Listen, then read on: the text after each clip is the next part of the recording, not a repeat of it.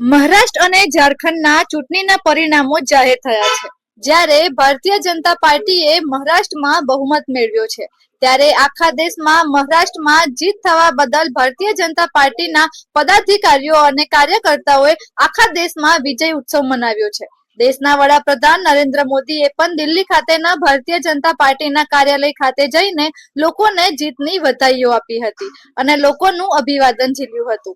ત્યારે આખા ગુજરાતમાં અને આણંદ ખાતે ટાઉન હોલ પાસે આણંદ ભારતીય જનતા પાર્ટી કરમસદ શહેર સંગઠનના હોદ્દેદારો અને કાર્યકર્તાઓએ દારૂખાનું ફોડી અને મોં મીઠું કરાવી વિજય ઉત્સવ મનાવ્યો હતો। આ વિજય ક્ષમમાં આણંદ જિલ્લા ભાજપ પ્રમુખ રાજેશભાઈ પટેલ, સાંસદ મિતેશભાઈ પટેલ, ધારાસભ્ય યોગેશભાઈ પટેલ, યુવા મોરચા પ્રમુખ પ્રતિકભાઈ પટેલ, જિલ્લા પંચાયત પ્રમુખ હસમુખભાઈ પટેલ, પૂર્વ સાંસદ દિલીપભાઈ પટેલ, નગરપાલિકા ઉપપ્રમુખ સુમિત્રાબેન પઢિયાર તેમજ નગરપાલિકાના કાઉન્સિલરો, ભારતીય જનતા પાર્ટીના પદાધિકારીઓ, કાર્યકર્તાઓ મોટી સંખ્યામાં ઉપસ્થિત રહ્યા હતા।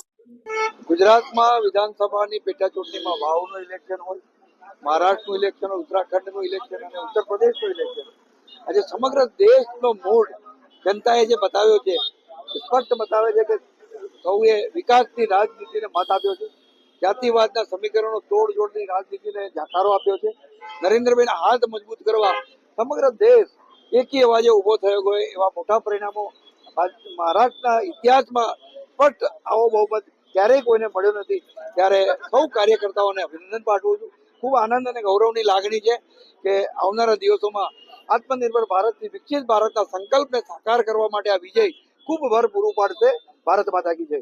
ગુજરાતની પેટા ચૂંટણી વાવ, મહારાષ્ટ્રની વિધાનસભાની ચૂંટણીમાં અને યુપીની પેટા ચૂંટણી 9માંથી 7 સીટ, ભવ્ય વિજય મહારાષ્ટ્રમાં ભારતીય જનતા પાર્ટીના ગુજરાતના સૌ ધારાસભ્યો અને સાંસદોને જે જવાબદારી આપેલી હતી, ભારતીય જનતા પાર્ટીના સંગઠનના સૌ કાર્યકર્તાઓ જે રીતે મહારાષ્ટ્રમાં જવાબદારી નિભાવી અને પૂર્ણ બહુમતીથી જ્યારે મહાયુતિની સરકાર બનવા જઈ રહી છે, ત્યારે ખૂબ અભિનંદન સાથે કહીએ કે જે રીતની સરકાર આપણને જોતી હતી અને સૌ મતદાતાઓએ આદરણીય પ્રધાનમંત્રી નરેન્દ્રભાઈ મોદી સાહેબના નેતૃત્વ હેઠળની સરકાર પર જે વિશ્વાસ મૂક્યો છે, એ વિશ્વાસ અને કોંગ્રેસના અને ઓપોઝિટ પાર્ટીના જૂઠાણા જે નકારાત્મક મતદાતાઓએ જે જવાબ આપ્યો છે, ખરેખર ખૂબ ગૌરવને પાત્ર છે।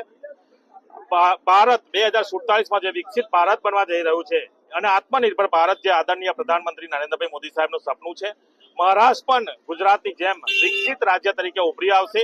અને મતદાતાઓને જ્યારે અમે ત્યાં મળતા હતા ત્યારે પણ એ કહેતા હતા કે અમારે ગુજરાત જેવું મહારાષ્ટ્ર જોવે છે અને મહારાષ્ટ્ર બનાવવા માટે સૌ મતદાતાઓએ જે રીતનું મતદાન કર્યું છે, મહાયુતિની સરકાર ફરીથી બનવા જઈ રહી છે અને મહારાષ્ટ્રનો વિકાસ પણ ખૂબ સારી રીતે થશે।